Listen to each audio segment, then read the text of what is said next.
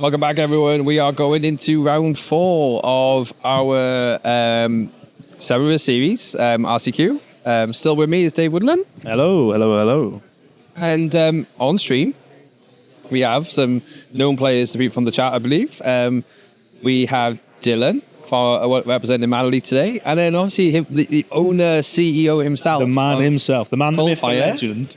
Ben is on stream with us today. Do you know what Ben's up to and what he's playing? Yeah, so I know Ben's on Prowess today. Oh, right, okay. I think he was debating this or that or frog, and he very much went with the classic, I'll go with what I know.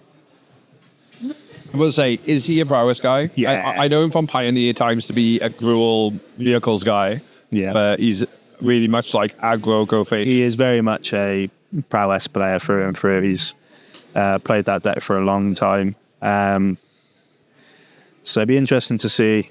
I've got Dylan joining us today from Team Man League. Obviously, we've got a couple of Man League people in today, which is great. Nice to see the Birmingham boys make their way down to Cardiff. They're doing pretty well in the field from what we can see. Dylan's a fantastic player. I've played against him a couple of times at events before, and he's always a formidable force. And we've seen Dylan multiple times in Cardiff. We've also seen him do really well when he was at some of the Axton events as well. Yeah. We're still on the bubble. This is the 1-2 bracket, so we need to win. We're shifting to the winning ends. Yeah, this is the win to stay live here. Table 2 and table 3 are the two ones where that's the definite winning in. These are the wins to stop yourself from going dead. Yeah, you do very much become dead at one. Well, you are dead at one. Yeah, if you go 3 losses, you're out. So we've got a very interesting wrinkle in this RCQ field that you do still get something for top 16.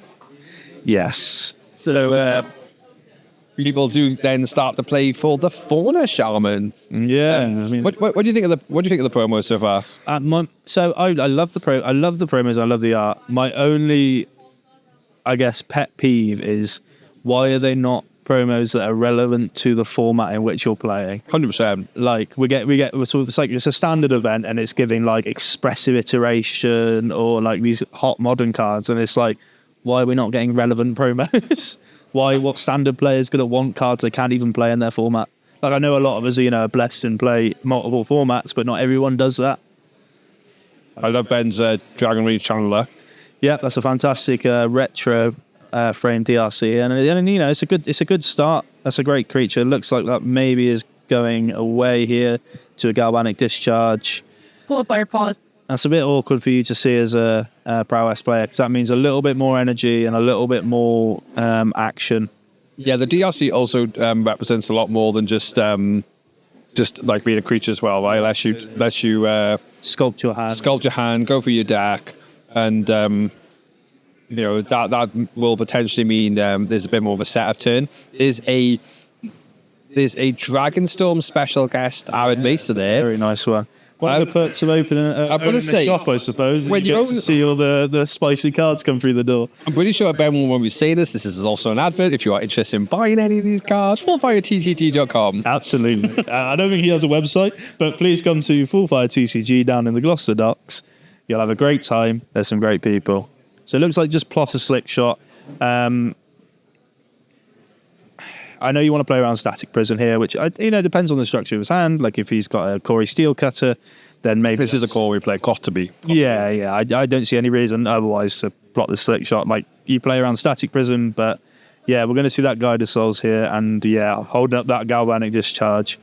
I think that's very clear. That's very clearly Galvanic Discharge. Yeah, I mean it's definitely representing it. Whether it's actually in the hand or not is another matter. Because these energy players, they are skimping on removal. Okay, so we're playing Slick Shot first. So maybe just playing around Static Prison there. Maybe there's no Koi. It might just be no Koi. So Preordain. See the top 2. Lovely card to get unbanned. Was very happy when Preordain came. Give us Ponder next, I said. Might just get that didn't draw the card there off the Preordain. So bottom 2. But forgot to, and there's a Galvanic Discharge like we talked about. But yeah, didn't really see, not sure, might have missed that, but I didn't think I saw him draw the card. Not the worst play out though, because ultimately, you tend to hold the galvanic discharge to make them waste cards. We haven't wasted cards of preordain like you have sculpted the hand again. Yeah, absolutely. And like we're seeing a very neutral board state for both players. And this is what you want to force energy to do, is play off their curve to make sure you're not doing your thing. And then like sort of capitalize once the removal's gone, or whether they maybe get a little bit greedier. So this could be a Ajani here. No, Goblin Bombardment if we don't see anything, and then we see a Galasos. So this is a really slow turn. This is the old energy player. This is the setup for energy. The big thing Prowess will want to do here is answer. Yep. Goblin Bombardment is a really tough card to see as a Prowess player, because sometimes you've got to piece the removal together with a couple of lava darts or a couple of bolts or whatever, and it's rough to see the first bolt resolve, and then the second one they go, all right, sack it to Bombardment then. And you're just wasting a lot of card advantage. So we do see Corey here with a ball. Corey gets off. So it's going to make that 2-2. And Corey is a fantastic card to see here, especially with a bauble. Just really keeping the game alive. Trigger missed. Whoops. Yeah, because he's cracked the bauble, yeah. So this is the argument here. He cracked the bauble, targeted him, so he's missed the Corey trigger. It's not its. Which I think is going to see a judge call here just to sort of sort that all out. Sure. It depends on a lot of things. Like you don't have to put the token down to acknowledge the trigger. The rule of intent is to acknowledge the trigger. If you say Mishra's Bauble, Corey trigger, or even just like make a monk, that is acknowledging the trigger, whether you put the monk down or not. And yeah, like we see, it's going to be a miss trigger, which is tough. Hard to do because obviously your clicks online when you're practicing as well will sort of like handle these things for you. But again, at this level, it kind of becomes expected of you, and this is why we'll always encourage people get out, play Paper Magic in person, in your pub, at your local store with your friends, so that you get used to these things. And I'll hold my hand up. I do too much of the content creation lark before playing my decks properly. And obviously, Ben is basically running the biggest up and coming store in the Southwest. So, ultimately, he's watched a lot rather than played a lot. Yeah. I mean, ultimately, if I ever play an RCQ where I haven't missed at least one or two triggers in an entire RCQ, that'll be the RCQ I win. Because That's true.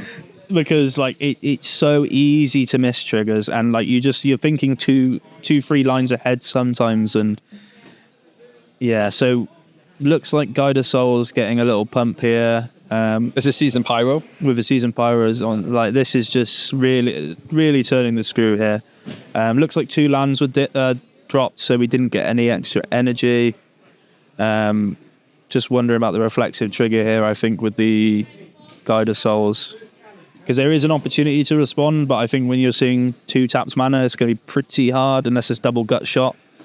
Yeah, like really glad to see Prowess like sculpting a place in the meta everywhere now, because ultimately having an aggro deck keeping everyone in check is always good. But the one thing where it's going to lack against sort of the threat of something like energy is if it falls behind, catching up is hard, especially with the life game. But this is pretty good. Yeah, and that's a DRC miss trigger as well. I think Ben just needs to slow down a little bit here. This is because it's a tough game, and like there's probably not a lot of nerves going into this, because if you lose this, you're out. So, but you've got time. You're playing a fast deck. Slow down and think about what's going on. It's just my general advice. Yeah, and here's a guide, and this is like the thing. Like obviously these 2 guys, like anything like a Johnny, even just even just a little 1 mana cat. Like I think if this looks like a Johnny mana, no, it's going to be another Season Pyro. Yeah, it looks no, it's Ragavan. Dashavan. Well, actually not dashed. Haste the band, because actually it's he tapped the Arena of Glory. So he still does. If he still will have a mana floating here if he wants to. And it just looks like he's going to fly that Ragavan. Yeah, get in, and with the mana floating, a lot of things that are going to be castable off the top of the Prowess deck. Yeah, this is always Ragavan's great in this matchup, because like you hit a bolt off them, that's just turning the corner so quickly for you. It's either removing cards and what Swifty. You take a Swifty here? Again, like this is a very much structure of my hand thing. Their hand's empty, or is it they got one card onto the left, though? So Ben is on 6 here, so I'm counting 1, 2, 3, 4. So not lethal with bombardment yet, but you've got to be pretty happy about your position from Dylan here. You're saying to the Prowess player, you've got to deal 19 damage, and that is not unrealistic. Well, there's a delirium check. There is a delirium check, which makes me excited about what we're going to see next. String a couple of bolts together, and this could. You have tap 2. We've got to remember Corey has. Corey, bigger off there. Yes. Okay, remembering it. Well done, Ben. Wait, but Leaving it on top because he likes it. so just to go. Okay, so just Corey pass. Yeah. I mean, you're dead on board here. I think. Yeah. Like I don't know what the rest of Ben's hand was, but I think you had to try and do something there. But I think game one, make him show it though, right? I think that is. Well, he's already dead on board with the Flyers. Yeah. Oh, true. To be fair, he doesn't have to sack anything. Like, yeah. Gonna. Despite the miss trigger though, gonna absolutely sort of like call out that you're 100%. Like you're 100% had all the answers as Boros energy there. Oh yeah, absolutely. So you're not really doing much different from a Prowess set. You want to be able to stick a threat and go. Having one more monk there wouldn't have changed the structure of that game. No, not in a massive way anyway. But ultimately, the Prowess deck, the energy deck plays free discharge now. They don't always play the full set. And what's Prowess doing? Is it Prowess playing Pyroclasm to deal with stuff like this, or? So Pyroclasm is actually really awkward in a sense because you sometimes don't want to clean up some of your own tokens that you're making off of the Corey Steel Cutter. Yeah. But you're already playing main deck bolts. You're playing lava darts. You're playing potentially gut shots as well. So like you have got small ball ways of killing off creatures. Outside of that, I think maybe some of the efficient removal like Chain to the Rocks might even come in. I'm not sure I love Chain to the Rocks, but it is something you certainly could consider as just like a 1 mana. Here's my answer. But we know that the energy deck's going to be bringing in answers to Corey, which may also hit your Chain to the Rocks. So let's talk about energy deck and let's talk about energy generally in the meta. Obviously, it's right up there. It's quite the high percentage. It's a very popular deck. Do we still need to tweak it to balance Mortal out any further, or are we just happy that it's the deck that you need to know you have to beat? So this is my personal opinion: is that energy is the most overrated deck in modern, and I think that's a strong position to take. But energy is just the quintessential. Here is a couple of creatures. I'm playing them down, and they're hitting you.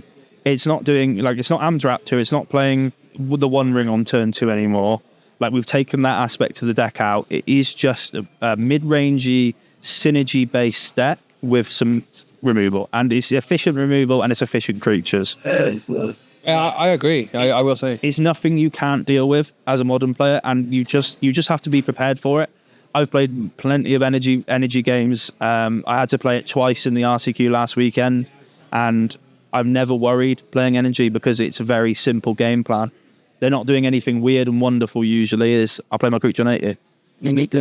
You just have to be prepared, and I think maybe that means you play an extra removal spell or 2 in your main deck, or you play an extra removal spell in your sideboard to prepare for it.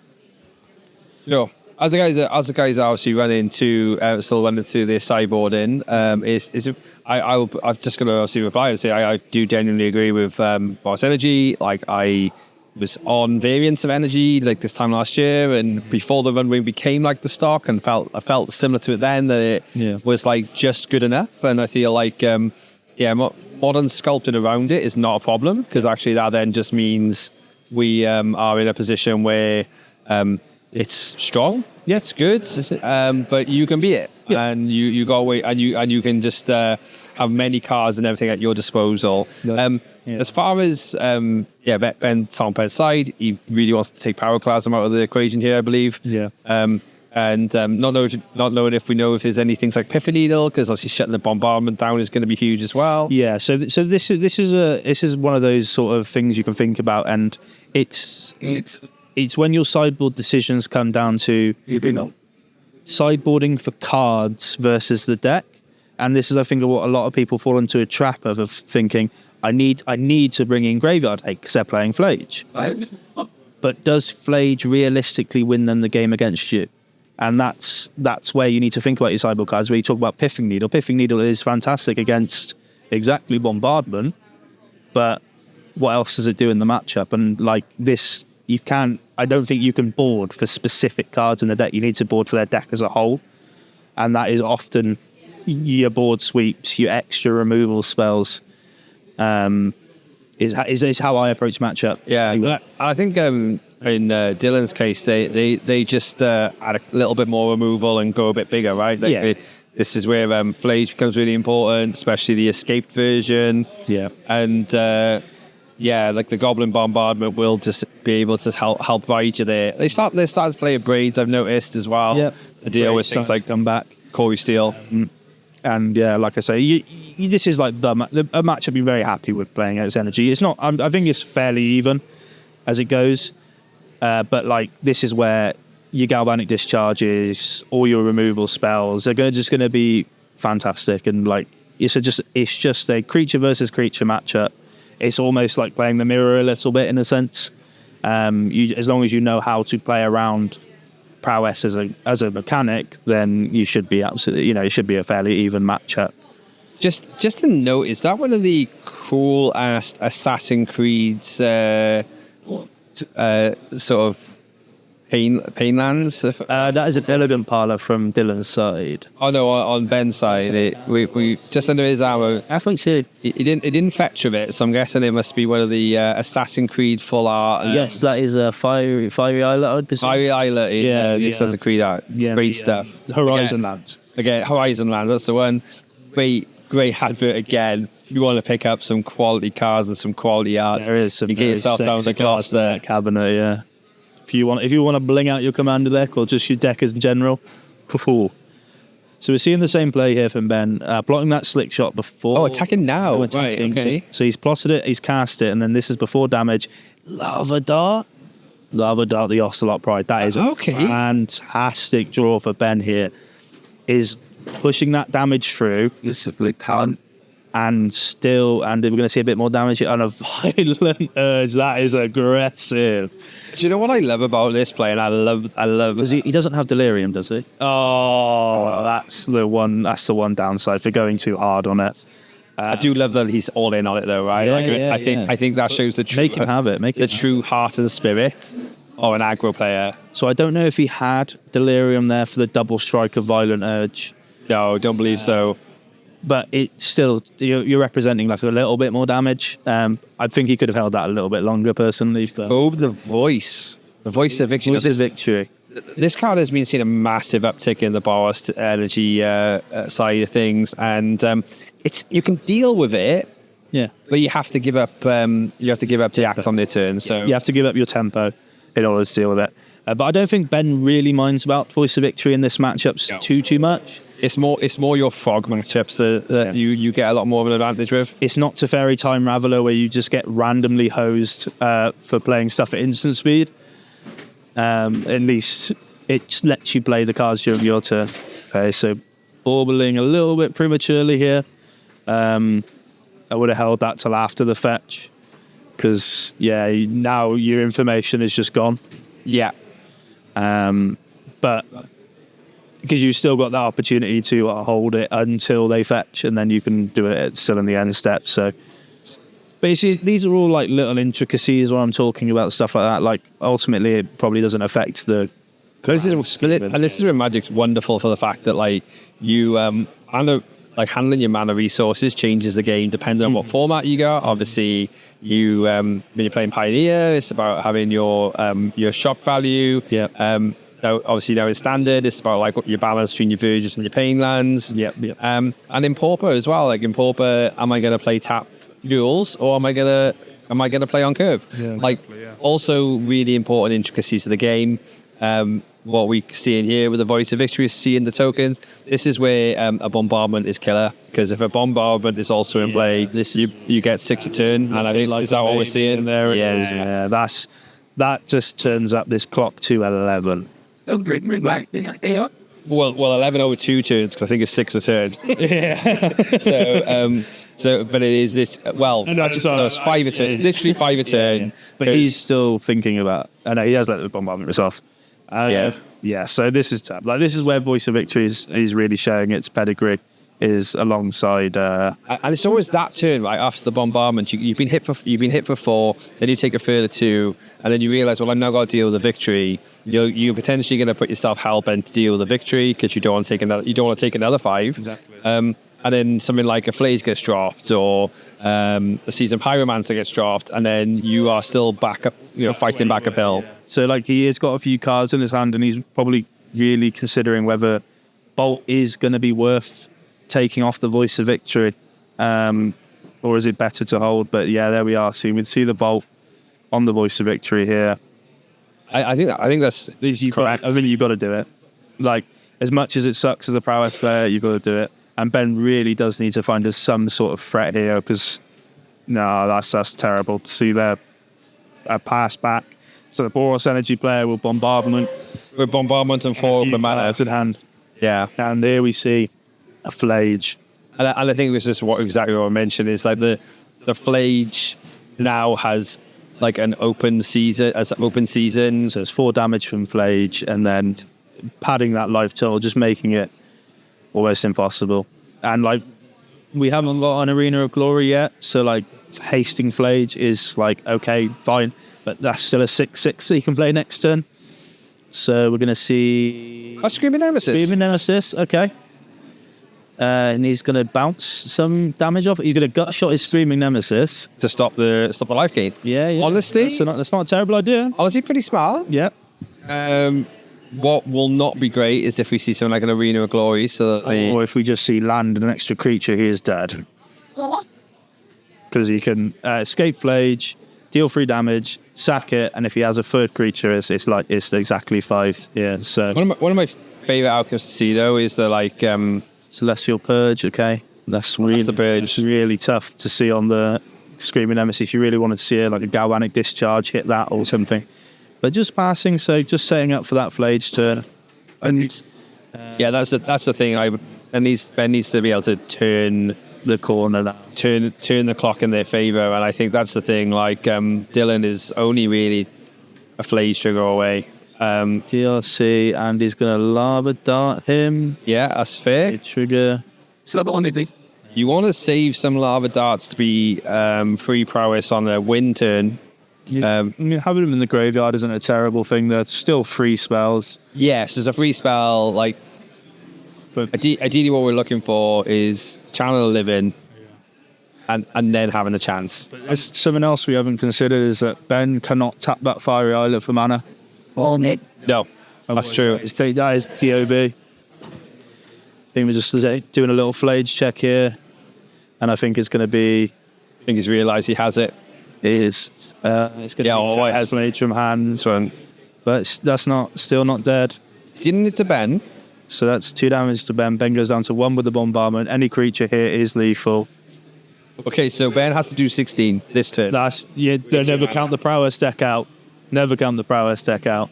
He actually just drew a Slick Shot as well.